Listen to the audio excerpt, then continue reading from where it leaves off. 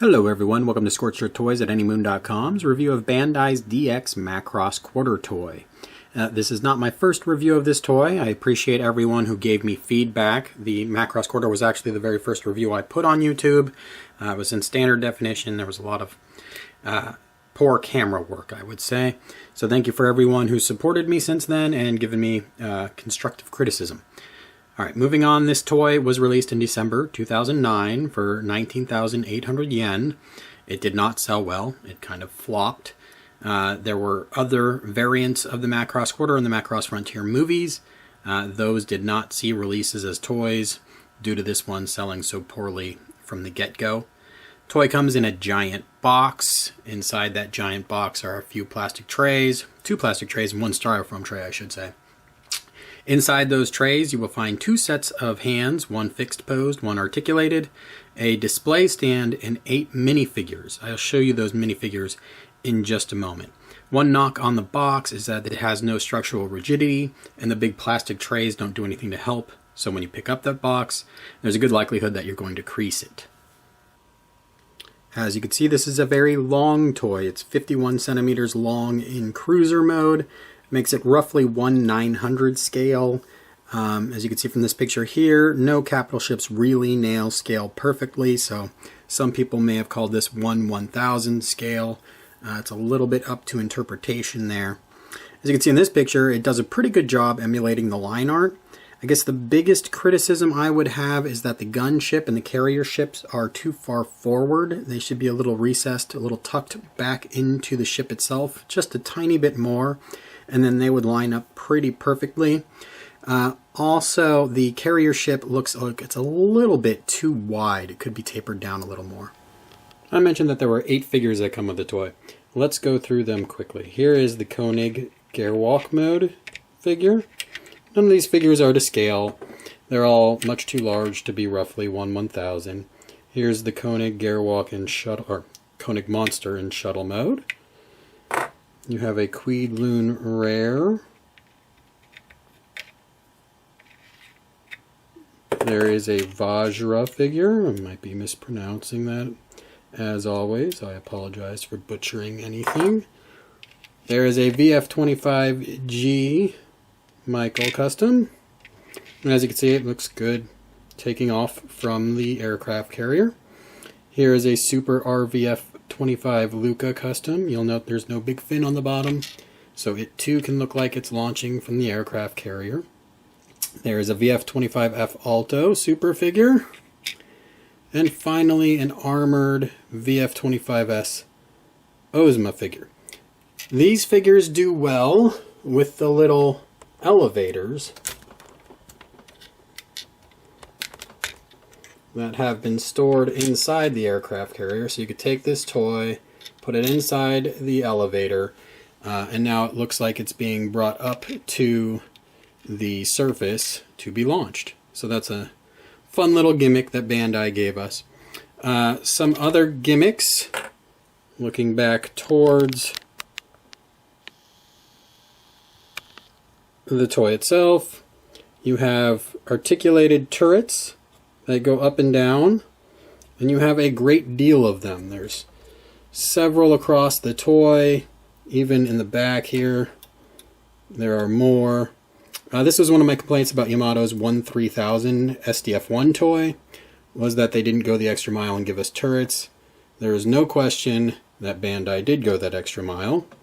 So let's take a closer look at the overall detail of the toy. So you can see the bridge, looks clean.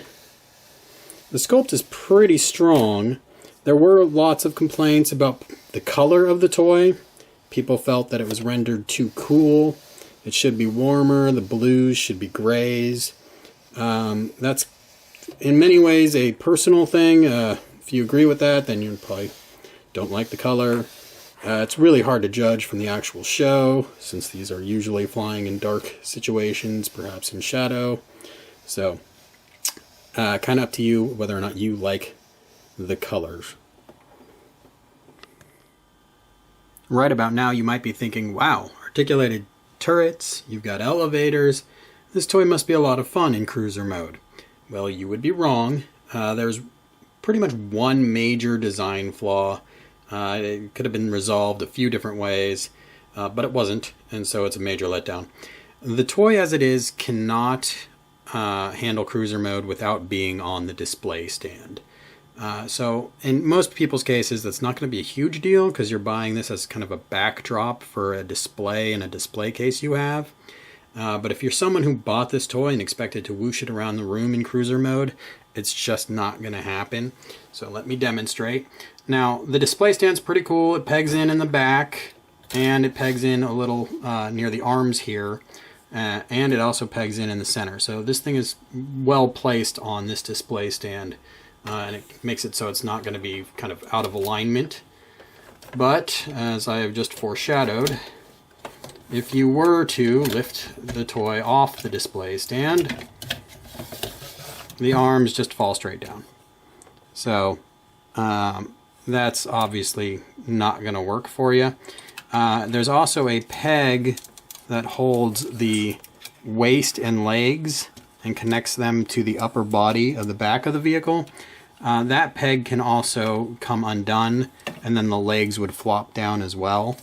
You can do a few things to make sure that peg locks in better, and most of them just have to do with the angle of the dangle. So it's not like you need to add tape or glue or anything. It's just you need to position things just right so that it doesn't fall down. But either way, the arms are definitely going to fall down. So cruiser mode, only good really as a display item or something you're going to play with while on the display stand. The instruction manual tells me that this is a 3-mode transformation toy and that this is the 2nd mode. All I've done is swung the legs down from cruiser mode. I guess that would be as close as a capital ship could come to a gear walk mode, but it looks just kind of silly to me. So let's just move along to attack mode.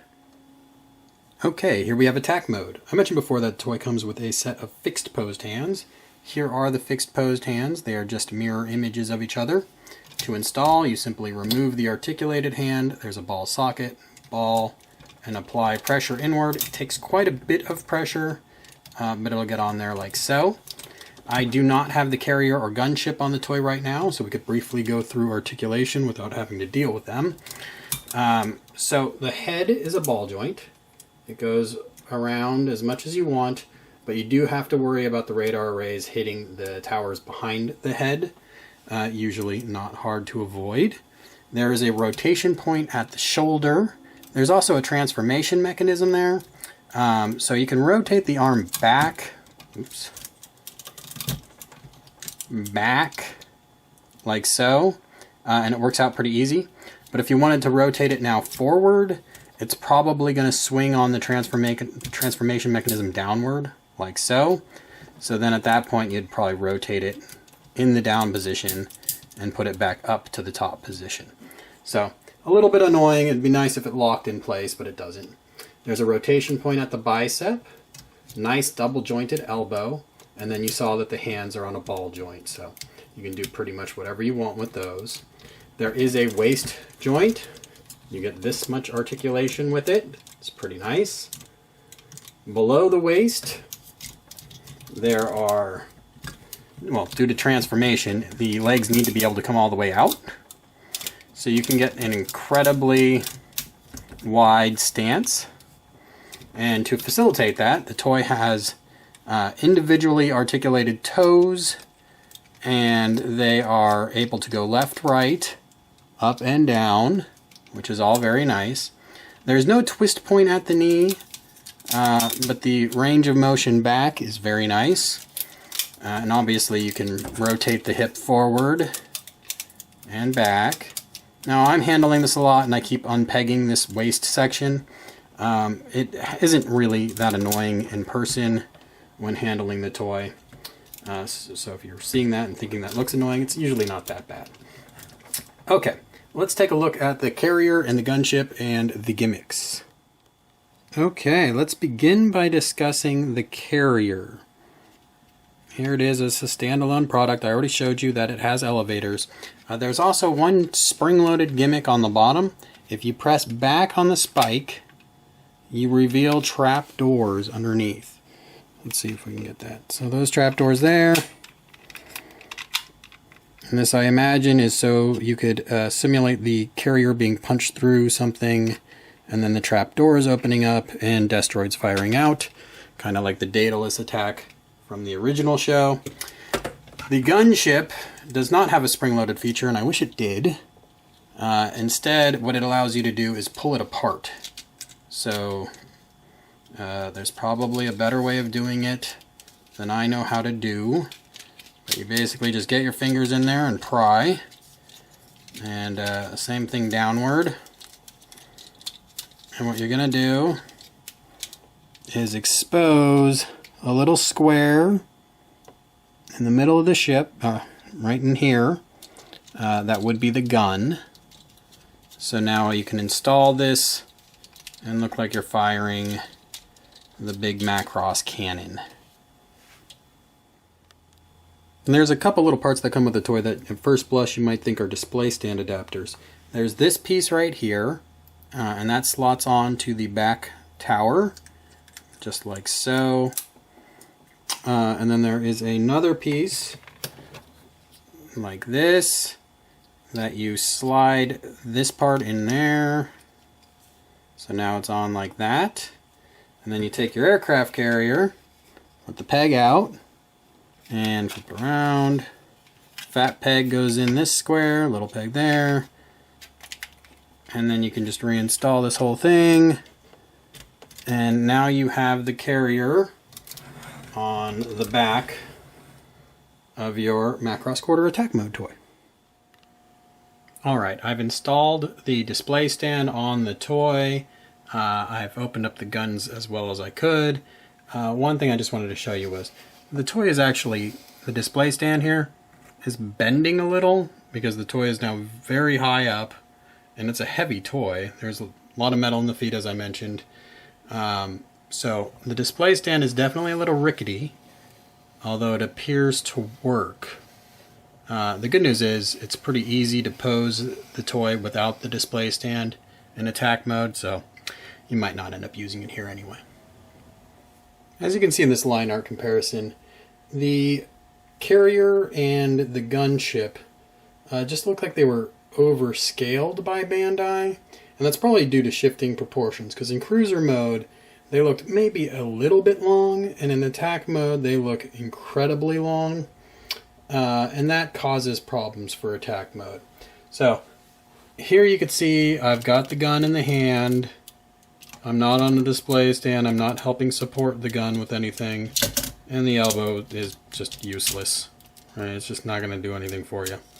So obviously there's a lot of weight in front of the toy right now as well. So that's as good as I can get it as far as keeping it up.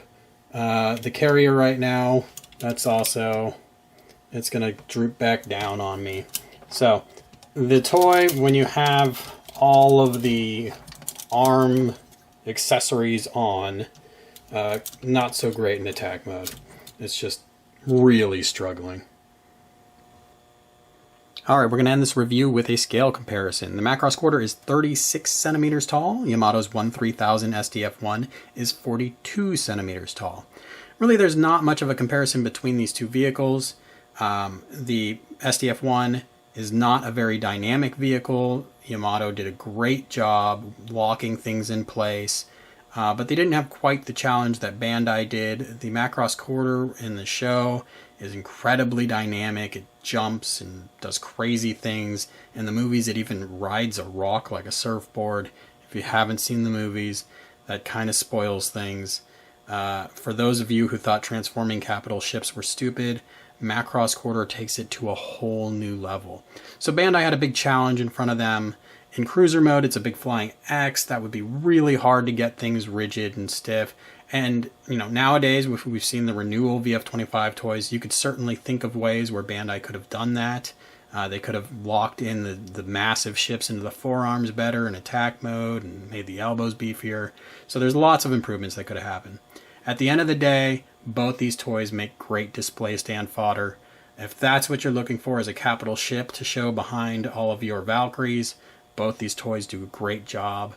If you're looking for something that's more fun to play with and on par with Valkyries, neither one of these toys is really it. The money would be better spent on a Valkyrie if that's really your goal. All right, check out anymoon.com for my full article. Thanks for viewing.